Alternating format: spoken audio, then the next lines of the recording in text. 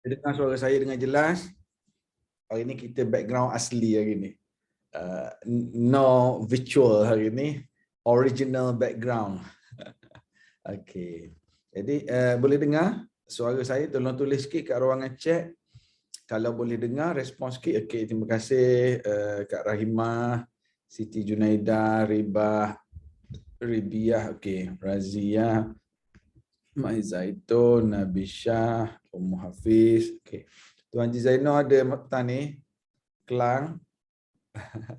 Terus Aniza, okey, Setia Alam, Ismirah. Okey, Ummu Hafiz. Bismillahirrahmanirrahim. Alhamdulillahirabbil alamin wassalatu wassalamu ala rasulihil amin wa ala alihi wa sahbihi ajma'in. Sebelum kita mula, boleh juga kalau nak ambil masa seminit, sharekan link kuliah kita ke grup-grup WhatsApp Taman Perumahan Adik-beradik. Moga-moga kita menjadi ejen menyebarkan majlis ilmu. Pihak RH Qiraat anjurkan saya ada sedikit ilmu cuba berkongsi. Yang hadir ni tolong jadi ejen yang menyebarkan majlis ilmu. Okey, Tuan Haji Zainal ada, insya-Allah. Alhamdulillah. Moga sihat semua yang hadir petang ni, insya-Allah. Dekat dah kita nak masuk Ramadan. Moga-moga Allah Subhanahu Wa Taala panjangkan umur kita, beri kesihatan pada kita untuk menjadi tetamunya dalam bulan Ramadan ni. Allah Rabbi. 2-3 hari ni yang baru ni Al-Fadhil Ustaz ni Azizan. Siapa biasa tengok rancangan Tarannum Al-Quran dan nanti Bismillah, nanti Hijrah, Ustaz ni Azizan meninggal semalam. Sehari sebelum tu Ustaz Fadil kat Shah Alam. Dia sebenarnya kematian-kematian ni berlaku di sepanjang masa, setiap bulan, setiap masa ada berita kematian. Cumanya bila dekat dengan Ramadan ni dia jadi, biasanya dia jadi macam Allah dekat nak masuk Ramadan. Dia gitu jadi. Allahu Akbar. Arwah mak saya pun meninggal Rabu, Khamis, Jumaat. Arwah mak saya pun tahun 2012 hari tu meninggal hari Rabu. Hari Jumaat itu 1 Ramadan. Jadi 2 hari sebelum Ramadan. Allahumma ighfir lahum warhamhum wa'afihim wa'fu anhum.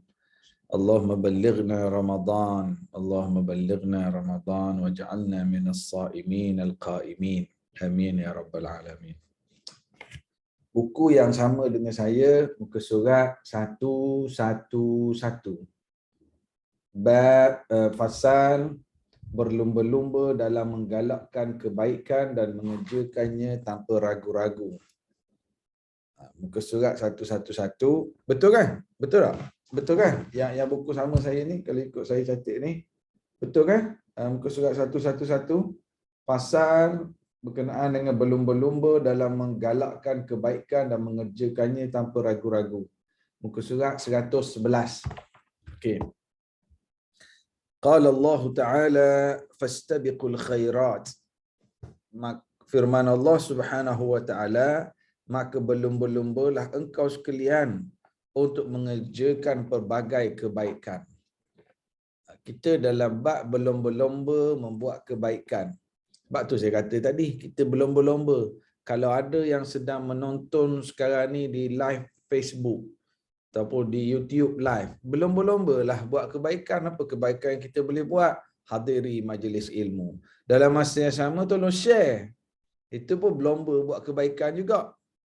Demikian juga yang kalau dia tak, Ustaz, saya bukan tengok kat Facebook, saya tengok dalam Zoom ni lah. Berlomba-lomba buat kebaikan, ambil link yang diedarkan, kemudian kita share ke grup-grup Taman Perumahan, adik-beradik, kawan-kawan. Ini pun fastabiqul khairat. Jadi ayat ni bagi permulaan bab ini, Allah Subhanahu Wa Taala perintahkan pada kita fastabiqu, berlumba-lumbalah al-khairat, untuk melakukan kebaikan. Al-khairat plural. Biasa kita dengar al-khair. Al-khair maksudnya kebaikan. al-khairat plural kepada al-khair. Pelbagai bentuk kebaikan. Cuba tulis kat ruangan chat. Apa kebaikan yang kita boleh buat? Yang senang-senang. Cuba tulis sikit. Saya dah sebut tadi contoh kebaikan kita boleh buat. Tolong share majlis ilmu. Share link majlis ilmu. Lagi apa lagi kebaikan kita boleh buat? Maksud saya dengan jiran, dengan suami, dengan isteri, dengan keluarga yang mudah-mudah.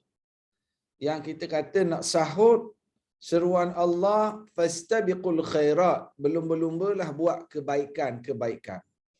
Apa lagi bentuk kebaikan? Cuba tulis sikit kat ruangan chat tu. Apa kebaikan kita boleh buat petang ni? Cuba tulis kat ruangan chat. Apa kebaikan kita boleh buat? Sebab ayat kata fastabiqul khairat. Khairat plural. Kebaikan-kebaikan. Berlumba-lumbalah buat kebaikan-kebaikan. Antaranya apa dia? Ya Allah. Siapa boleh tulis kat ruangan chat kebaikan kita boleh buat? Ataupun nak buka mic pun boleh tekan muter tu. Okey. Infak. Doakan kawan-kawan. Lagi?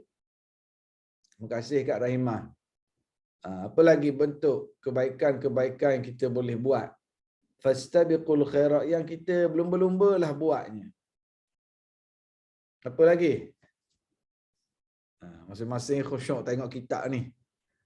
Kita orang tak layan komen-komen ni Ustaz. Nak Kak Puan Nabi Syah menyediakan dinner untuk keluarga. Masya Allah. Ya, ya. Ini di antara khairat.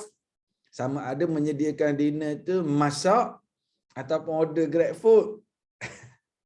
Ustaz, kalau saya order, Ustaz, macam mana Ustaz? Ya, khairat. Maknanya itu sebagai tanggungjawab kita nak sediakan makan malam. Saja ini nak tukar menu, nak tukar selera Ustaz. Orderlah sekali malam ni western sikit. Boleh. Itu pun khairat. Kita belanja untuk keluarga kita. Apa lagi? Wall pitch.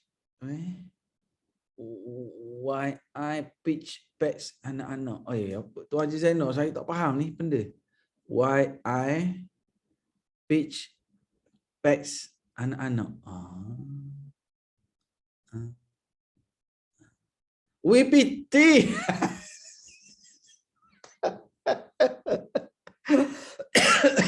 Tuan Haji Zainal, WPT pada anak-anak. Okay. Saya baca why pitch pets anak-anak. WPT. Ya, WPT anak-anak. Betul. Allah Akbar, Tuan Haji Zainal. Betul. WPT pada anak-anak. Betul, itu khairat. Saling pesan memesan yang baik walaupun perkara kecil. Itu khairat. WPT pada anak-anak ni kebaikan. Cuma saya baru-baru ni saya duk buat kempen. Autocorrect jari besar. Bukan jari besar. Jari tebal. Jari tebal. Saya dah buat kempen. Betul, kita bagi duit pada isteri, bagi duit pada anak. Alhamdulillah, pahala semua tu. Saya dah buat kempen, bagi duit kepada yang kalau kita ada order tu. Order Grab Food, Food Panda, yang datang buat delivery tu. Ulurlah sikit duit kat dia orang RM5, RM10. Itu pun fastabiqul khairat. Ya Allah. Kadang-kadang dia orang hantar makan tengah hari pada kita. Dia orang tu sarapan pun tak lagi. Jadi kita ulur RM10 itu besar dah bagi dia. Fastabiqul khairat, mendapat doa-doa dia orang ni. Banyak lagi lah fastabiqul khairat. Ini perintah Allah Subhanahu Wa Taala. Biarlah kita ada jiwa yang begitu bersungguh untuk mengejar kebaikan-kebaikan, mengejar pahala. Nampak orang nak angkat beg, tolong angkat beg. Dia nampak apa-apa yang boleh kita bantu, sama ada khairat itu dengan keuangan, sama ada dengan tenaga kudrat kita, ataupun dengan cara nasihat tadi dengan mulut, ataupun share poster-poster nasihat, tazkirah. Itu semua fastabiqul khairat. Pelbagai caralah yang kita boleh buat. tenaga, idea, bahkan paling kurang senyuman. Boleh senyum tak? Kalau pakai mask, senyum tak nampak kan? Macam mana kalau pakai mask, kita tak boleh dah nak buat senyum pada saudaramu sedekah. Sebab kalau pakai mask, senyum tak nampak. Boleh nampak tak kalau pakai mask, kalau orang senyum? Nampak dari air mata dia, daripada mata dia. Daripada air mata. Nampak, kita boleh nampak. Air mata tak senyum. Air mata. Nak cakap. Bukan air mata, mata. Non-verbal. Non-verbal. Dia nampak mata dia sipit. Senyum lah tu. Alhamdulillah. Non-verbal. Itu pun khairat, senyum. Senyum pada jiran, senyum pada orang yang kita jumpa. Fastabiqul khairat. Berlumba-lumbalah untuk buat kebaikan. Ini bab yang kita nak bincang sekarang. Firman Allah Subhanahu wa taala, "Wasari'u ila maghfiratin min rabbikum wa jannatin 'arduha as-samawati wal ardu u'iddat lil muttaqin." Bersegeralah engkau sekalian menuju pada pengampunan dari Tuhanmu dan juga memasuki syurga yang luasnya adalah seperti langit dan bumi. Disediakan untuk orang-orang yang bertakwa. Bersegeralah. Wasari'u, ini perintah Allah supaya bersegeralah. Cepat-cepatlah cuba untuk mendapatkan apa? Maghfiratin min rabbikum. Bersegeralah untuk mendapatkan keampunan dari Tuhanmu. Wa jannatin 'arduhas samawati wal ard. Dan juga bersegeralah untuk dapat syurga yang luasnya adalah seperti langit dan bumi. Disediakan untuk orang-orang yang bertakwa. Bersegeralah, bersegeralah. Ini Allah Subhanahu wa taala suruh kita bersegera dalam mendapat keampunan Allah, dan lebih spesifik lagi bersegeralah untuk buat amalan-amalan yang membawa kita ke syurga yang luasnya langit dan bumi. Kita pergi rumah kawan kita, Allah luasnya ruang tamu rumah dia. Kita pergi pula kat dapur. Ya Allah luasnya dapur dia, ada chicken cabinet. Chicken cabinet. Pergi kat dapur. Luasnya. Allah pokok bunga, tamannya luasnya. Boleh masuk 3 biji kereta pos dia. Kita rasa luas sangat dah. Syurga dalam ayat ni, Allah Subhanahu wa taala sebut bahawa syurga ini luasnya langit dan bumi, keluasan syurga tu. Allahu akbar. Allahu akbar. Uiddat lil muttaqin. Syurga tadi disediakan kepada orang yang bertakwa. Ini intro. Yang pentingnya dua ayat ini cerita supaya bersegera, berlomba-lomba. Jangan tangguh-tangguh untuk buat kebaikan. Hadis yang pertama. An Abi Hurairah radhiyallahu anhu anna Rasulullah sallallahu alaihi wasallam qala badiru bil a'mali salihah fasatakuna fitanan ka qita'il laili ini disebut ka qat'il laili ka qita'il lailil muzlim yusbihu ar-rajulu mu'minan wa yumsi kafira ويمسي مؤمنا ويصبح كافرا يبيع دينه بعرض من الدنيا رواه مسلم. Daripada Abi Hurairah radhiyallahu anhu bahawasanya Rasulullah sallallahu alaihi wasallam bersabda, segeralah melakukan amal saleh.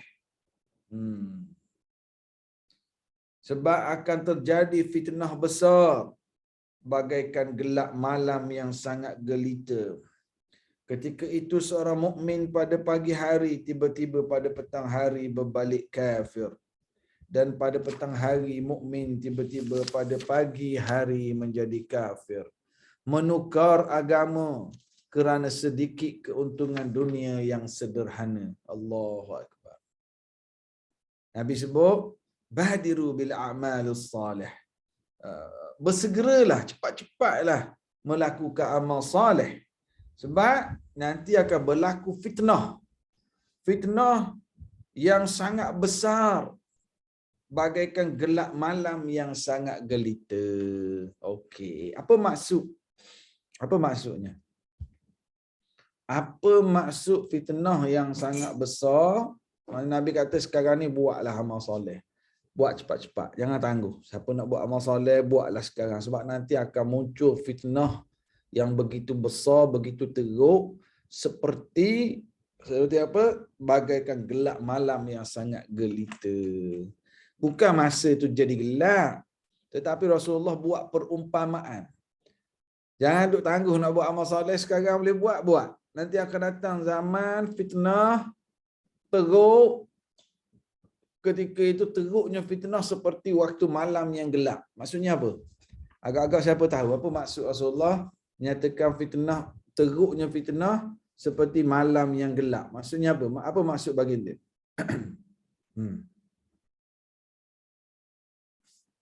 Apa maksud malam yang gelap fitnah ni? Ulama-ulama antaranya Al-Imam Nawawi dalam mensyarahkan hadis ni. Imam Nawawi kata apa? Nanti saya baca Imam Nawawi kata ni. Wa asyara al-Imam Nawawi fi syarhihi lil hadis. Maksudnya apa? عندما قال فتنا كقطع الليل المظلم فهو يعتبر إخبار للمسلمين بأنه ستوجد فتن كقطع الليل المظلم، يعني أنها مظلمة لا يرى فيها النور ولا يدري الإنسان أين يذهب، يكون حائرا ما يدري أين المخرج.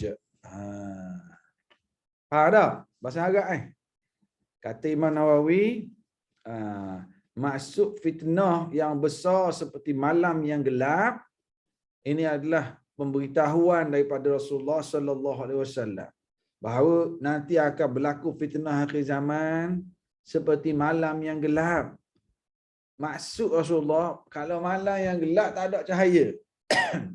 Macam mana keadaan orang yang berada di malam yang gelap yang tak ada cahaya langsung?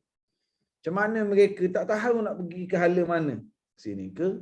Depan ni ada lubang ke? Ada harimau ke? Depan ni gaung ke? Gelap tak nampak apa. Pada ketika itu macam mana? Tak tahu. Hairan, maknanya dalam keadaan keliru. Nak pergi ke mana ni gelap? Gugup. Jadi Rasulullah sallallahu alaihi wasallam beritahu, cepat sekarang kamu buat amal soleh cepat-cepat sebelum datangnya zaman fitnah yang orang tak tahu nak buat apa, nak ke mana, siapa yang betul tah. Nak ikut siapa pun tak tahu. Manusia sebagaimana duduk dalam gelap, tak tahu nak tuju hala ke mana, maka akan sampai zaman fitnah nanti tak tahu manusia nak bergerak ke mana. Jadi sekarang badiru bil a'malis salihah. Sekarang dah keadaan belum berlaku lagi fitnah itu, cepat-cepatlah kamu buat amal soleh sebelum datangnya suasana itu. Pada ketika itu, beratnya fitnah pada ketika itu, yusbihur rajulu mu'minan wa yumsi kafira. Sampai peringkat adanya orang waktu pagi beriman, petang jadi kafir. Dan adanya orang yang belah petang, malam dia mukmin, pagi esok dia kufur balik. Allahu akbar. Yabi'u dinahu bi'aradin minad dunya. Dia sanggup. Kenapa berlaku gitu? Pagi Islam, petang kufur, petang mukmin, pagi esok kufur balik. Sebab apa? Yabi'u dinahu bi'aradin minad dunya. Jual agama dengan mendapat habuan dunia. Allahu akbar. Kerana duit, kerana pitih, semata-mata kerana duit, dia jual agama. Maknanya apa? Agama hak dia ada, dia jual, dia ambil duit. Kerana duit, dia sanggup gadai prinsip agama dia. Kerana dapat peluang duniawi, dapat projek tu, projek ni, dapat duit banyak ni, banyak-banyak ni, dia jual agamanya. Allahu akbar. Ini zaman fitnah yang begitu menggerunkan. Manusia sanggup jual agama semata-mata kerana duit. Jadi Rasulullah sallallahu alaihi wasallam nyatakan badiru bil a'malus salih. Cepat-cepatlah buat amal soleh, jangan tangguh-tangguh. Nanti datang zaman fitnah tu susah nak beramal nanti. Nanti zaman tu datang fitnah yang begitu besar itu, kita pun keliru dalam ibadah kita. Jadi sekarang, badiru. Cepat-cepat buat amal saleh. Ini hadis yang pertama. Siapa tak jumpa muka surat tadi? Muka surat kita sekarang ni masuk 112. Wa an Abi Sirwa'ah bikasri sin al-muhmalah sir wa fathiha, sar pun boleh, sirwa'ah ataupun sarwa'ah pun boleh. Uqbah ibn al-Harith radhiyallahu anhu qala صليت وراء النبي صلى الله عليه وسلم بالمدينة العصر فسلم ثم قام مسرعا فتخطى رقاب الناس إلى بعض حجر نسائه ففزع الناس من سرعته فخرج عليهم فرأى أنهم قد عجبوا من سرعته قال ذكرت شيئا من تبر عندنا فكرهت أن يحبسني فأمرت بقسمته يا الله صلى الله عليه وسلم صلى الله عليه وسلم. Cerita Abi Sirwa'ah ni, Uqbah bin Harith, dia cerita suatu hari aku sembahyang, aku salat di belakang Nabi Muhammad sallallahu alaihi wasallam di Madinah. Aku sembahyang asar belakang Nabi sallallahu alaihi wasallam. Wasallam, lepas habis sembahyang asar Rasulullah beri salam. Selesai je beri salam, Rasulullah terus bangun. Kita baca dululah. Saya salat asar di belakang Nabi sallallahu alaihi wasallam di Madinah. Tiba-tiba ketika setelah bagi salam, habis sembahyang, Nabi sallallahu alaihi wasallam segera bangun, melangkahi barisan orang menuju ke bilik salah satu isterinya, sehingga menggelisahkan orang-orang tentang keburu-burunya Nabi itu. Lepas bagi salam, Rasulullah bangun, pergi ke belakang, masuk ke bilik isteri baginda, ke rumah baginda. Lalu orang yang ada di situ gelisah. Apa ni, ada apa? Cepat-cepat Nabi pun bagi salam, terus masuk tu. Kemudian sebentar kembali. Kemudian lepas kejap Rasulullah balik mula ke masjid tadi. Dan ketika mengetahui bahawa sahabat-sahabat gelisah melihat Nabi, kejadian Nabi itu, baginda berkata, saya teringat sepotong emas. Maka saya khawatir kalau itu nanti menahan saya. Kerana itu segera saya suruh mengagihkannya. Dalam riwayat yang lain, saya tadi meninggalkan sepotong emas. Maka saya khawatir kalau sampai di malam di tempat saya. Demikian contoh dari Rasulullah sallallahu alaihi wasallam. Seseorang harus memikirkan apa yang akan memperlambat masuknya ke dalam syurga untuk menghadapi hisab kekayaan yang ada padanya. Maksudnya apa? Kata Uqbah bin Harith, satu hari aku sembahyang asar belakang Nabi sallallahu alaihi wasallam. Jadi lepas je Rasulullah beri salam, Rasulullah terus bangun, lalu ke belakang ni mungkin masuk balik ke rumah orang dia. Jadi kami ni heran, tak gelisah, pakat gelisah tengok apa Rasulullah ni lepas sembahyang terus balik. Lalu seketika kemudian Rasulullah datang balik pada kami kat dalam masjid ni. Bila Rasulullah datang balik dalam masjid, Rasulullah tengok kami. Ya, ini hebat. Di sini ada hebat Rasulullah sallallahu alaihi wasallam. Baginda memahami keadaan para sahabat. Baginda seorang yang sangat alert dengan orang bawahan. Bila Rasulullah tengok, apa nampak macam masing-masing pelik je. Oh, Rasulullah kata, aku faham dah. Sebab tadi lepas bagi salam, aku terus bangun balik rumah. Lepas tu dia orang gelisah. Ada apa ni? Rasulullah faham. Seek to understand and to be understood. Baginda sentiasa memahami orang sekeliling. Lalu, baginda pun beritahu tadi masa mana tadi dia kata apa? Zakartu syai'an min tibrin. Tadi saya teringat sepotong emas. Ada emas sikit. Saya khawatir itu nanti akan menahan saya di hari akhirat nanti. Ya Allah. Jadi cepat-cepat saya balik tu, saya nak ambil emas tu, saya nak suruh bagi ke orang. Baginda teringat perkara nak diagihkan itu, nak sedekah tu tak boleh tangguh-tangguh. Lepas sembahyang, Pak, bila teringat terus buat, balik ambil, agihkan. Aku bimbang nanti benda ni akan tersangkut aku di hari akhirat nanti.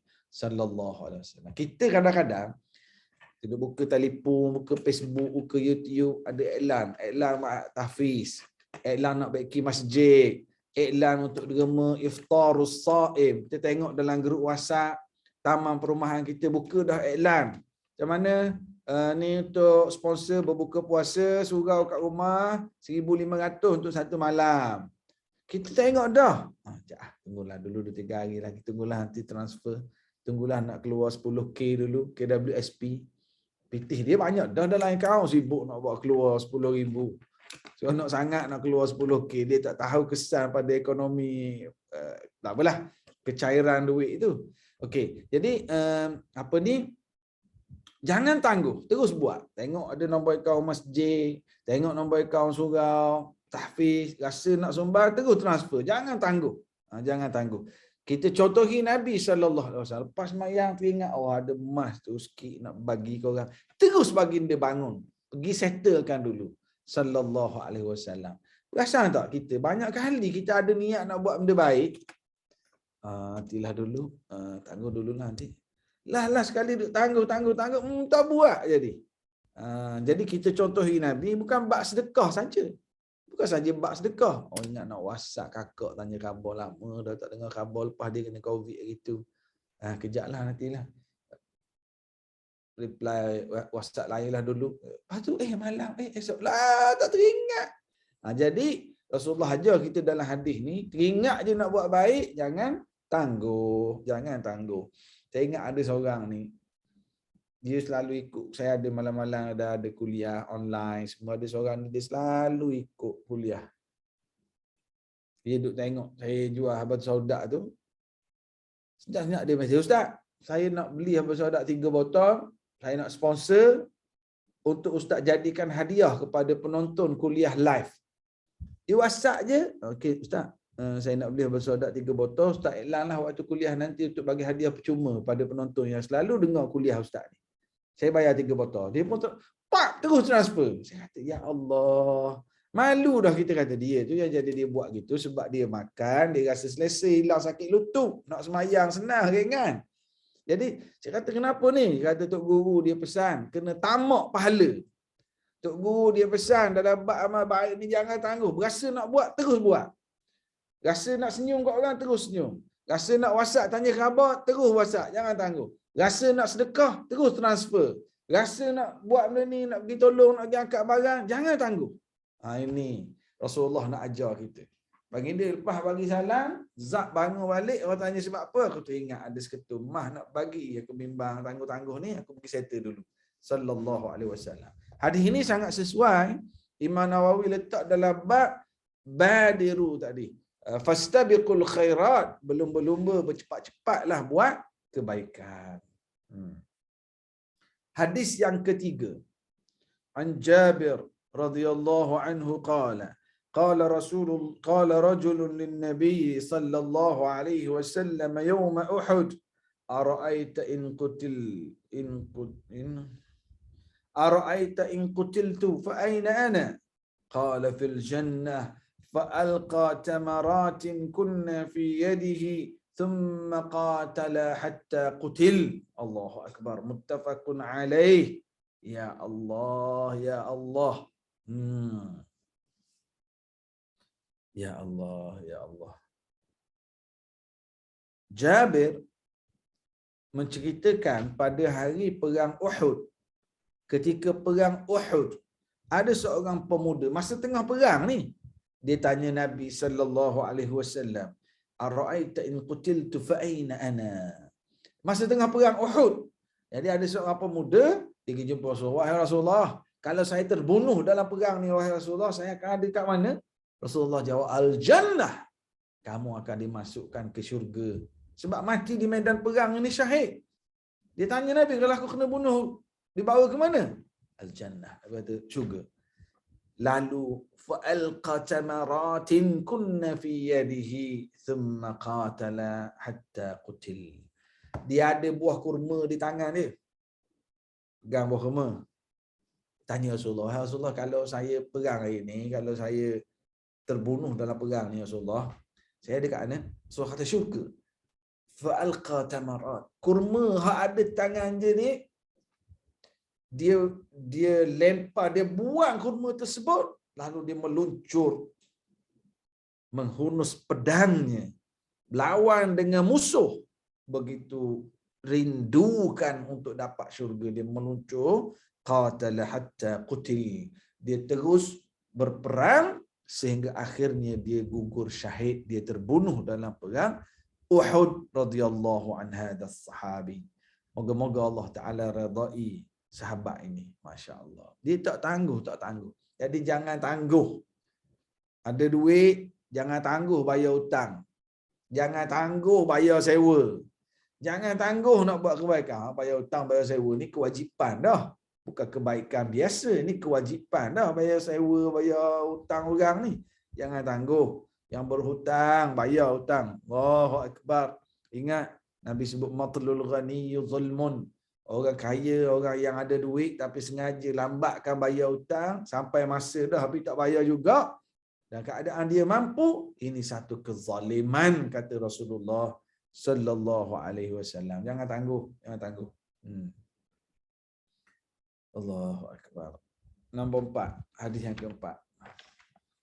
An Abi Hurairah radhiyallahu anhu qala jaa rajulun ila an-nabiy sallallahu alaihi wasallam faqala ya Rasulullah ayyu as-sadaqati a'zamu ajra qala an tasaddaqa wa anta sahihun shahihun takhsha al-faqra wa ta'mulu al-ghina wa la tumhil hatta idha balaghat al-hulqum قلت لفلان كذا ولفلان كذا وقد كان لفلان.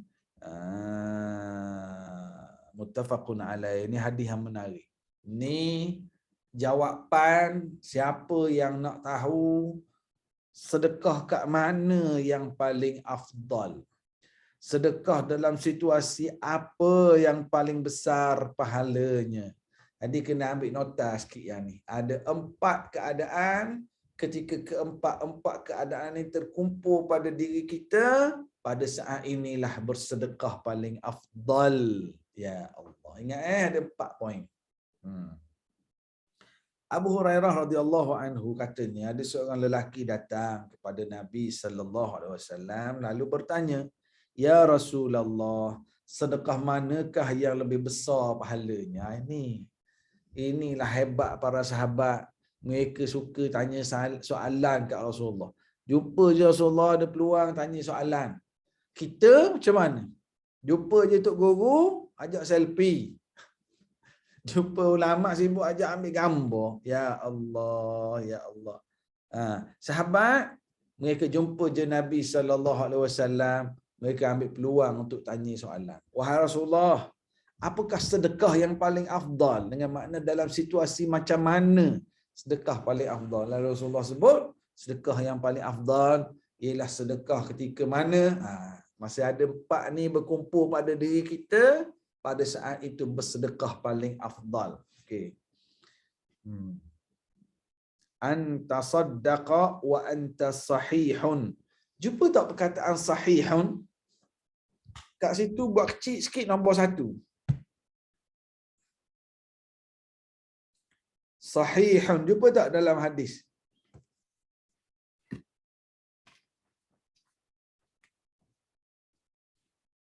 Ini kalimah ni. Sahihun. Buat nombor 1 kat atas dia.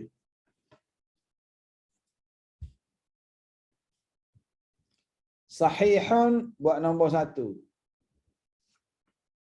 Syahihun buat nombor 2. Takhshal faqra buat nombor 3. Wa ta'mulul ghina buat nombor 4. Jumpa lagi. Sedikit.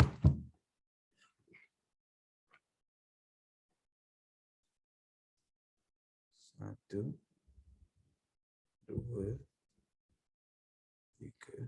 Allah pensel pula patah.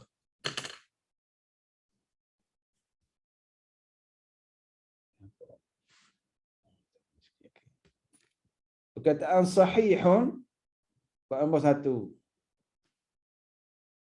Syahihun nombor 2. takhshal faqra nombor 3. Ta'mulul ghina nombor 4. Siapa dah tanda? Nombor 1, 2, 3, 4. Tanda dah? Dah Okey. Okey. Okey, terima kasih yang respon dah tanda. Okey.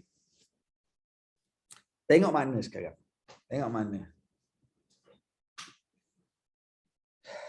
Ada pemuda datang jumpa Nabi, tanya, wahai Rasulullah, sedekah manakah yang paling besar pahalanya?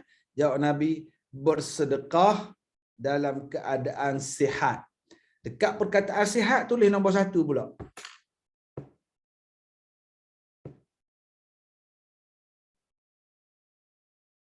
Dan amat sayang. Yang dalam buku saya ni ditulis dan amat saya kepada harta. Amat sayang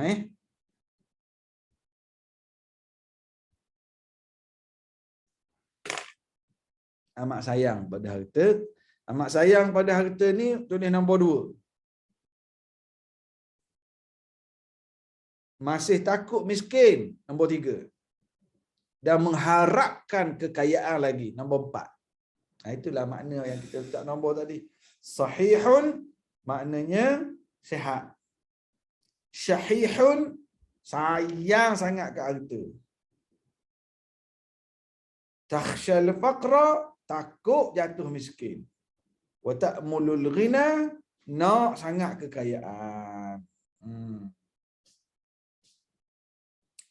Ada 4 ni pada diri kita. Inilah waktu sedekah yang paling afdal. Inilah waktu bersedekah yang paling besar pahalanya. Bila ada pada diri kita ni 4 perkara. Yang pertama, badan kita, tubuh badan kita. Ketika tubuh badan kita dalam keadaan sihat, ketika kita nak sangat, rasa sayang sangat kat harta, ketika kita takut sangat jatuh fakir miskin, ketika kita nak sangat bertambah kekayaan, ketika ada 4 keadaan ini dalam diri kita, waktu inilah waktu yang paling afdal bersedekah. Ustaz, saya sekarang Ustaz tak berapa sihat. Ada penyakit go out, sakit lutut.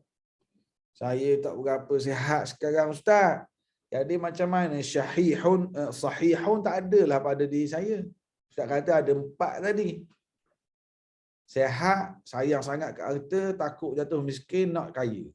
Jadi saya sekarang ni sihat tu tak ada dah Ustaz. Macam mana saya nak sedekah sekarang? Sedekah sekarang. Nak banding sekarang dengan masa sihat dulu, memang masa sihat dulu lagi besar pahala. Tapi nak banding sekarang dengan akan datang, tak tahu hidup ke tak lagi kita esok lusa. Bersedekahlah. Jangan tangguh-tangguh. Boleh faham tak? Bukan bermakna bila kita sakit, ataupun kita, saya pun tak sayang sangat dah kat harta saya Ustaz. Saya ada kecil mani, darah tinggi, harta memang banyak. Tapi saya rasa tak ada nilai sangat dah. Nak makan sedap-sedap pun tak sedap mana dah. Saya makan panggang gitu je Ustaz. Jadi tak ada nilai dah. Okey, kalau begitu keadaan kita sekarang, adakah sedekah kita ini dah levelnya rendah?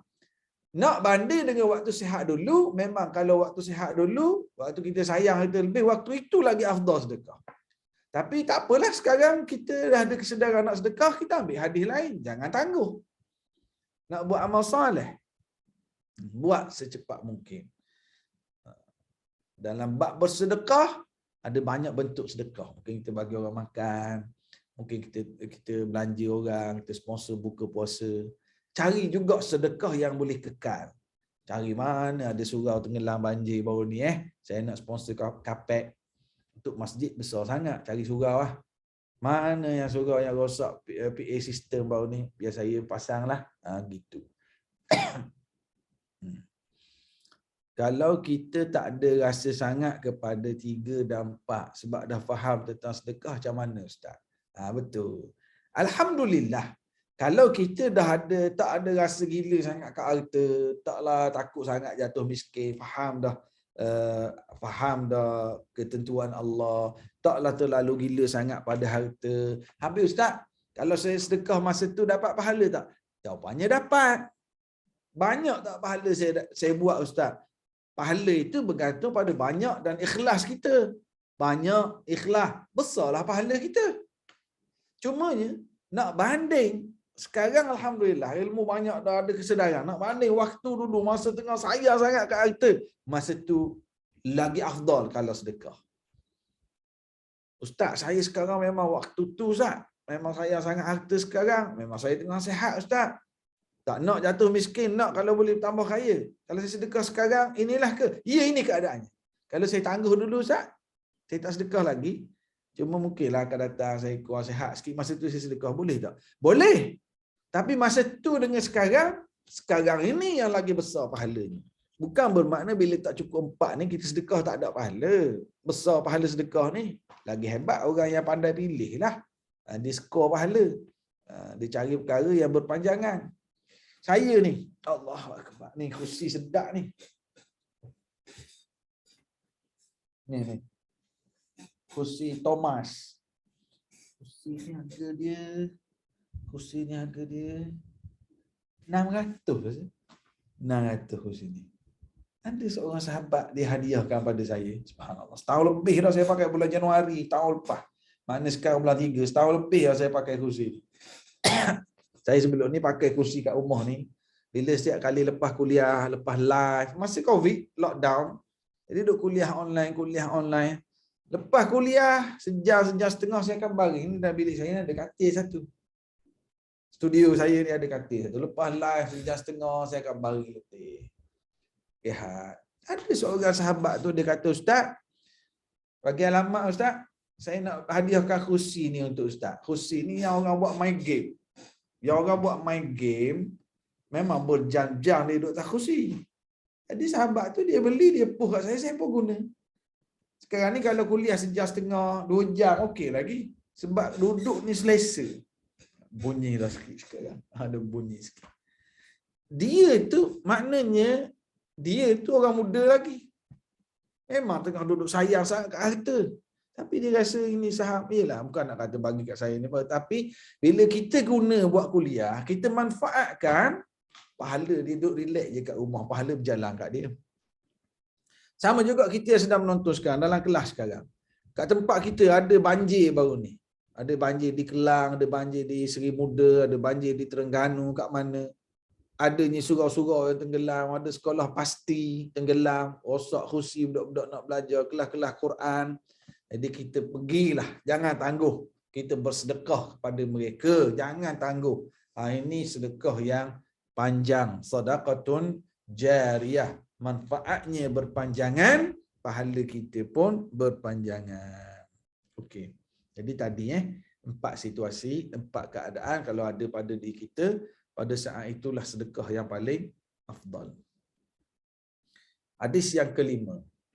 An Anas radhiyallahu anhu, anna Rasulullah sallallahu alaihi wasallam akhadha sayfan yawma Uhud, faqala man ya'khudhu minni hadha, فبسطوا أيديهم كل إنسان منهم يقول أنا قال فمن يأخذه بحقه فأحجم القوم فقال أبو دجانة رضي الله عنه أنا آخذه بحقه فأخذه ففلق به هام المشركين. رواه مسلم. Dari Anas bin Malik radhiyallahu anhu, bahawasanya ketika hari perang Uhud, Rasulullah sallallahu alaihi wasallam pegang pedang baginda. Pegang akhadha sayfa, pegang pedang. Rasulullah pegang pedang.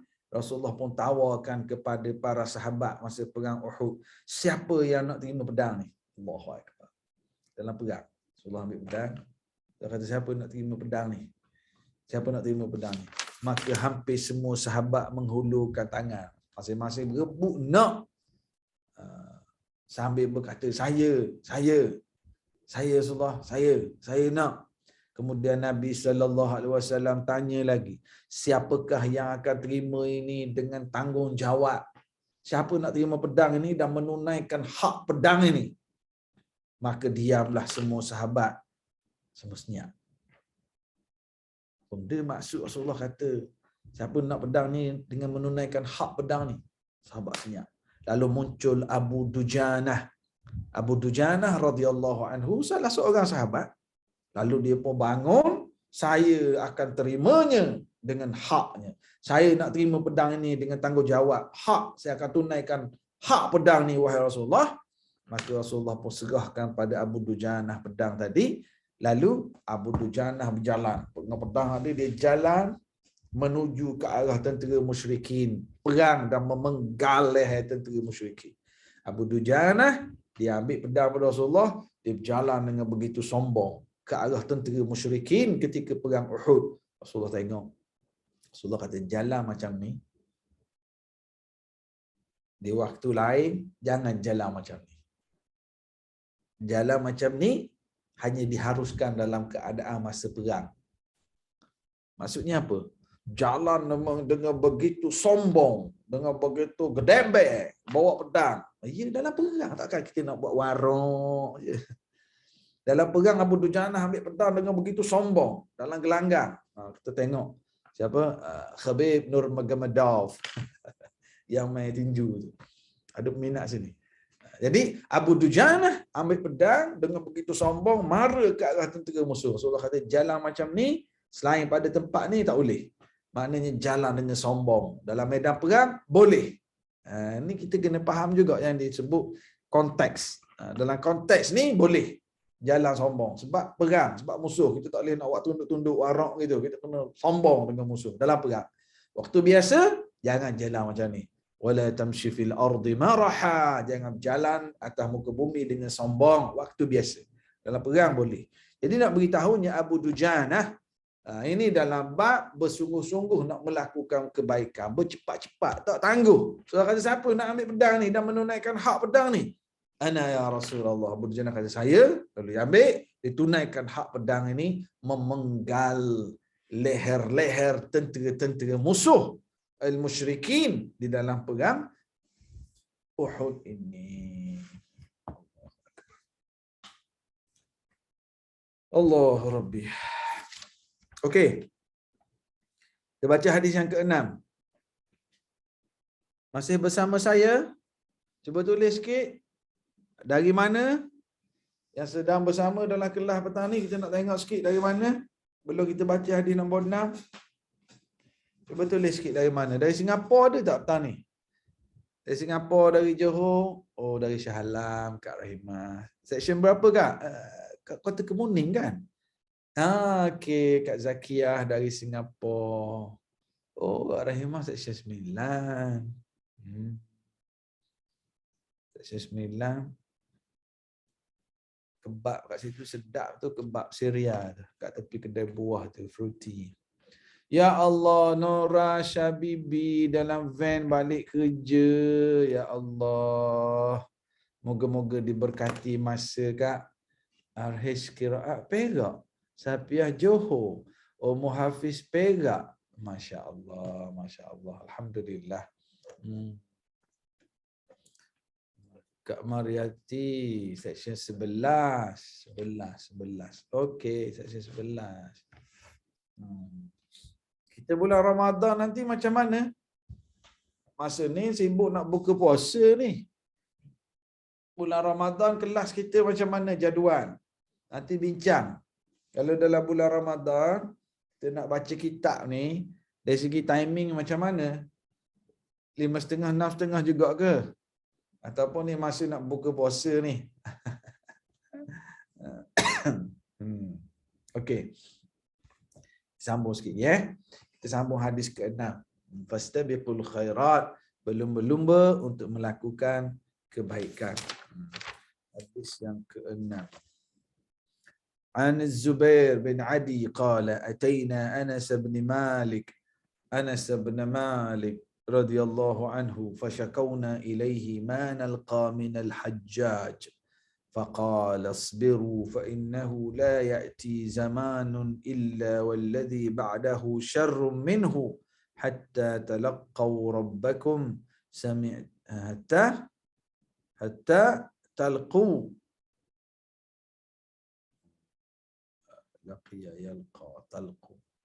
تلقوا ربكم سمعته من نبيكم صلى الله عليه وسلم hatta talaqqaw. Talaqqa, talaqqa, talqu. Cuba tengok sikit. Siapa yang lafaz hadis ni? Talaqqaw.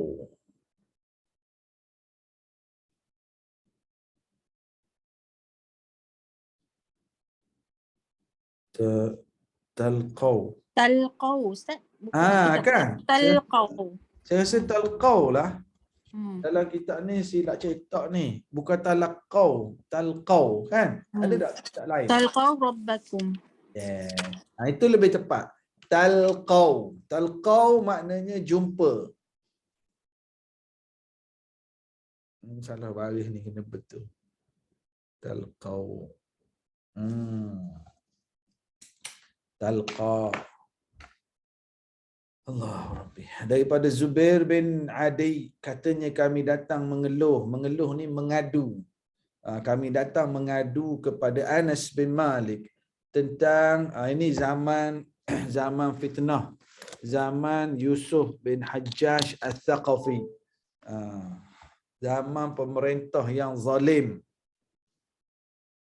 Jadi dia orang main mengadu pada Anas bin Malik.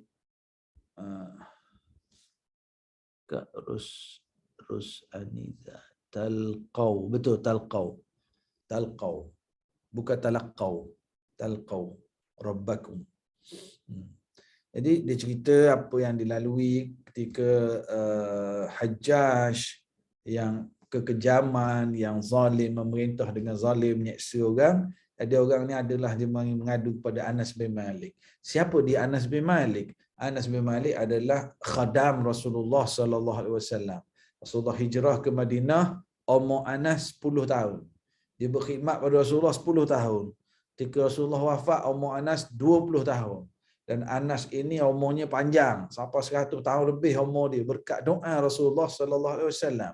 Ya Allah, panjangkan umur Anas, banyakkan hartanya dan ramaikan zuriatnya. Anas memang umurnya 100 tahun lebih. Seorang yang sangat kaya, seorang yang ramai anak cucu, 100 orang lebih. Dia sempat tengok anak cucu dia masa dia hidup, berkat doa Nabi sallallahu alaihi wasallam. Jadi umur dia panjang. Umur Anas ni sempat dengan zaman Hajjaj bin Yusuf Al-Thaqafi, seorang gubernur yang zalim, yang bunuh orang, menzalimi orang, termasuklah Abdullah bin Zubair bin Awam dibunuh oleh Hajjaj ini. Jadi orang yang hidup zaman tu datang mengadu kepada Anas bin Malik. Anas bin Malik ni ulama sahabat. Anas bin Malik ni orang tahu dia hidup lama dengan Rasulullah, seorang tok guru, jadi dia orang pergi mengadu kat dia. Jawab Anas apa dia? Sabar.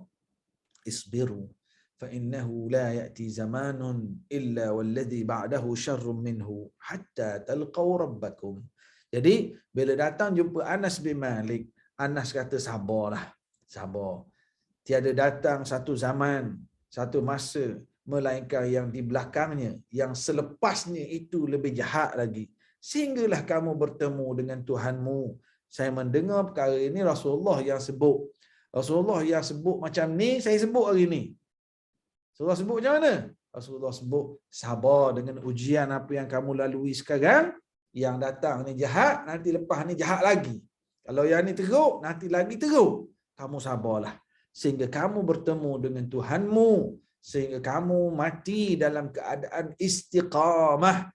Mati dalam keadaan berpegang dengan prinsip Islam. Sabar. Nanti kalau rasa berat sekarang, akan datang lagi berat lagi. Sabar. Sabar. Itu pesanan. Kita pun begitulah hari ini. Berbagai dugaan datang, kita kata sabarlah. Sabar. Mungkin yang akan datang lagi teruk, nanti lagi teruk, kita sabar. Sabar.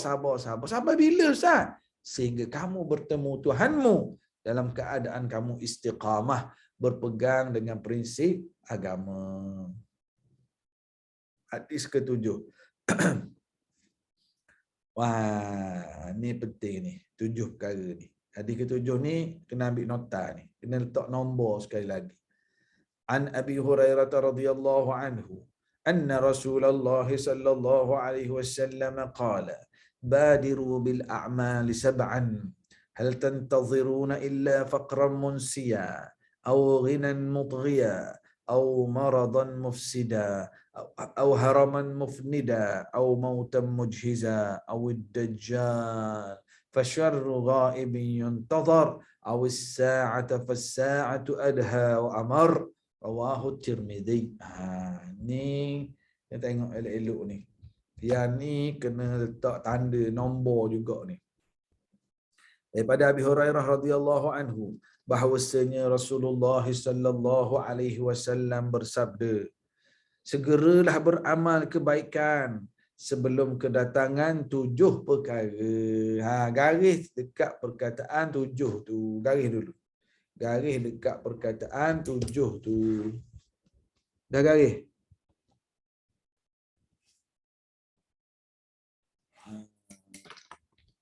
Cepat-cepat buat amal kebaikan sebelum datang 7 perkara. Apakah yang kamu nantikan selain kemiskinan yang akan melupakan kamu dari kewajipan? Kataan kemiskinan, tulis nombor 1 kat atas dia. Maknanya mu nak tunggu apa lagi? Buatlah amal soleh sebelum datang 7 perkara. Kamu nak tunggu apa lagi? Kamu nak tunggu miskin. Yang pertama, kemiskinan yang mungkin akan menyebabkan kamu lupa kewajipan-kewajipan. Dah miskin jadi lupa nak cari, nak untuk tanggungjawab agama.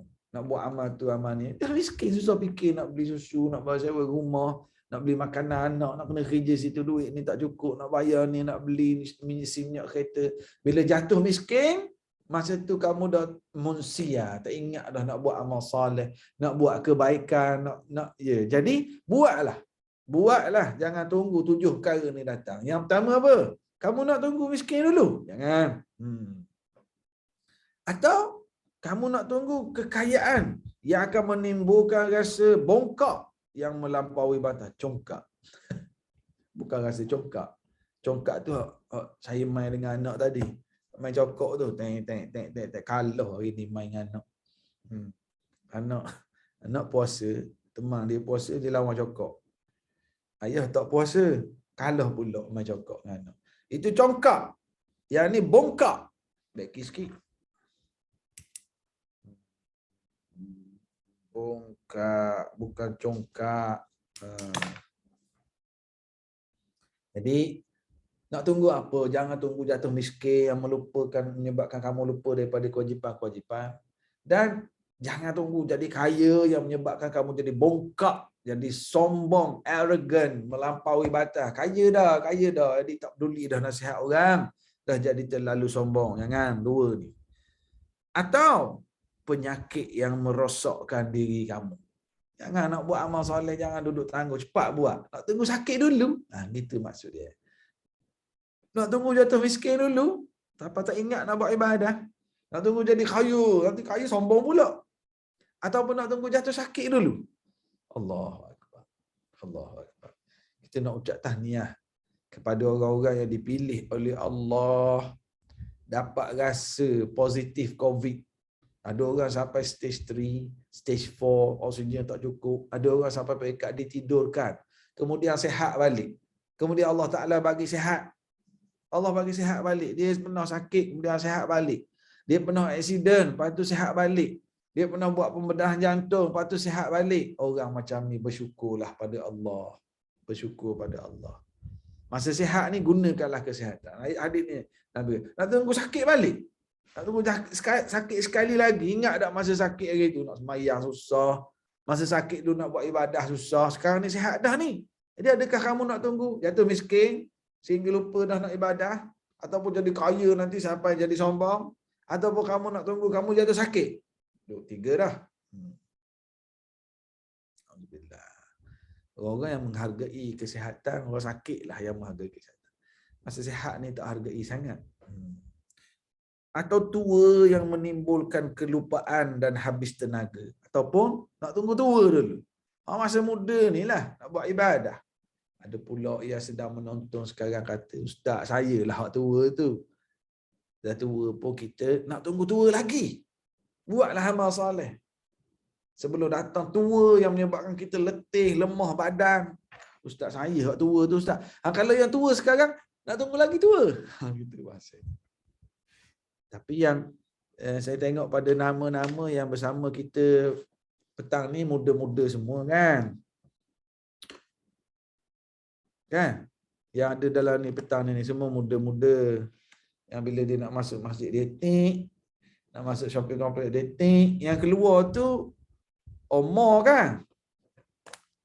Masa kita nak masuk shopping complex tu kan, kita pergi tunduk. Tik, nak masuk airport ke, tik, yang keluar tu omor kita tak? Omor ke apa yang keluar tu? 36.4, 36.2. Omor ke apa benda tu? Yang ada bersama kita ni, umur berapa petang ni? Cuba tulis sikit. Cuba tulis usia masing-masing. Sebab hadis ni Nabi kata, buatlah amal soleh. Jangan sampai kamu jadi tua yang menyebabkan kamu lemah badan. Tak boleh nak buat amal dah. Lemah, hilang tenaga dah. Tapi yang petang ni bersama saya petang ni semua muda-muda. Umur Hafiz hampir 6 siri. 6 siri tu maksudnya ber-59 lebih lah. Kak Nora 56. Nabi Syah 65. RH Kiraat 25. Ni admin dari Perak ni. Kak Roziah 61. Adli Ghalib 61. Mana lagi? Lagi. 60-an ni muda lagi kan? Tuan Haji Zainal 62. Tuan Haji Zainal 62 ke 26? Takut silap tarik pula, autocorrect kan. Tuan Haji Zainal 62 ke 26?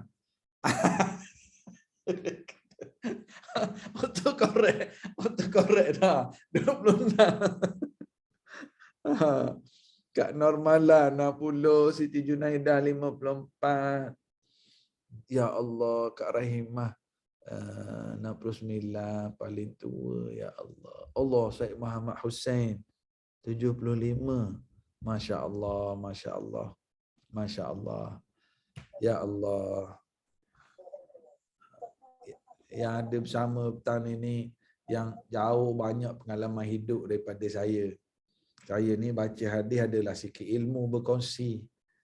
Semua 60-an, 70-an. Doakan untuk saya juga ya. 50-an, masya-Allah. Masya-Allah. Jadi ini Rasulullah pesan. Ialah mungkin kalau kita 60-an, 70-an. Macam mana saya nak letak diri saya dalam hadis ni Ustaz? Kalau tolak cuti umum lebih muda. Jadi macam mana kita nak letak hadis ni dalam diri kita? Nabi kata, cepat buat amal soleh. Jangan tunggu jatuh miskin yang menyebabkan kamu tak nak fokus dah ibadah. Jangan tunggu jadi kaya yang menyebabkan kamu jadi sombong dah. Jangan tunggu kamu jatuh sakit. Jangan tunggu kamu jadi tua yang hilang tenaga, tak boleh nak buat ibadah dah. Saya Ustaz, 70 lebih, saya Ustaz 60 lebih. Tua lah tu. Jangan kita jadi lagi tua daripada umur kita sekarang. Jangan tunggu lagi tua pada umur sekarang. Barulah sibuk nak buat amal soleh. Buat sekarang. Dan atau mati yang menghabisi. Jangan tunggu mati dululah. Masa dekat nak mati baru minta tangguh dengan Allah. Laula akhartani ila ajalin qarib fa asaddaqa wa akum minas salihin. Ya Allah, tangguhlah aku, jangan aku mati sikit. Tangguh dulu ya Allah, mati aku ni, aku nak bersedekah. Jangan tunggu mati ataupun jangan tunggu kemunculan Dajjal. Janganlah nak buat amal soleh, tangguh.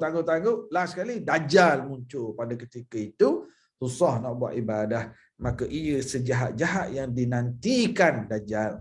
Atau jangan tunggu berlaku kiamat. Dan hari kiamat itu lebih berat dan lebih sukar. Jangan tangguh nak buat amal soleh. Suasana hidup manusia tidak terhindar dari 7 perkara itu. Kerana itu kita dapat mempergunakan kesempatan yang baik, yang ringan sebelum kedatangan apa yang tidak kita harapkan. Sebab yang akan datang tidak akan lebih baik atau lebih ringan dari yang sudah. Maknanya lagi ke depan lagi berat, lagi ke depan lagi berat apa yang datang. Kalau kita rasa tak berapa sihat sekarang ni, akan datang lagi berat, lagi berat, lagi berat. Jadi hadis-hadis yang kita baca pada petang ini, Rasulullah sallallahu alaihi wasallam nak pesan pada kita supaya jangan bertangguh cepat-cepatlah buat kebaikan sebelum datang keadaan yang lebih sukar untuk kita lakukan ketaatan tersebut. Wallahu a'lamu bissawab. Hadis yang ke-8 ini insya-Allah kita sambung dalam kuliah akan datang. Hadis yang ke-8 ini agak panjang. Alhamdulillah. Dan insya-Allah kemudian kita masuk ke sesuai bab ni. Bab yang seterusnya sangat sesuai. Kita nak masuk bulan Ramadan dah ni. Sangat-sangat sesuai. Alhamdulillah, kita sampai di sini saja dulu untuk petang ni. Moga-moga Allah Ta'ala berkati pertemuan kita. Allahu Akbar. Saya nak ucapkan terima kasih kepada warga kelas kita, Zoom kita Riyadhus Salihin ni. Saya terima daripada pihak penganjur, ada di kalangan kita yang hadir ni bagi sumbangan duit kepada saya. Jadi saya terima dan saya ucapkan jazakumullah khairan. Terima kasih banyak. Pihak Gusti ada transfer sampaikan pada saya. Moga-moga diberkatilah kepada yang berkongsi rezeki itu. Moga diberkati seluruh ahli keluarga dan yang lain pun. Moga-moga kita semua diberkati oleh Allah Subhanahu Wa Taala. Dan yang penting Allah kurniakan pada kita istiqamah untuk terus hadir majlis ilmu dan mengamalkannya insya-Allah. Wallahu a'lamu bis-shawab. Assalamualaikum warahmatullahi wabarakatuh. Waalaikumsalam warahmatullahi wabarakatuh. InsyaAllah kita jumpa minggu hadapan. Waalaikumsalam. Terima kasih banyak Ustaz. Sama-sama, alhamdulillah. Waalaikumsalam warahmatullahi wabarakatuh. Waalaikumsalam Ustaz. Baju hijau. Assalamualaikum. Bila baju hijau tak nampak dah jadi. Nampak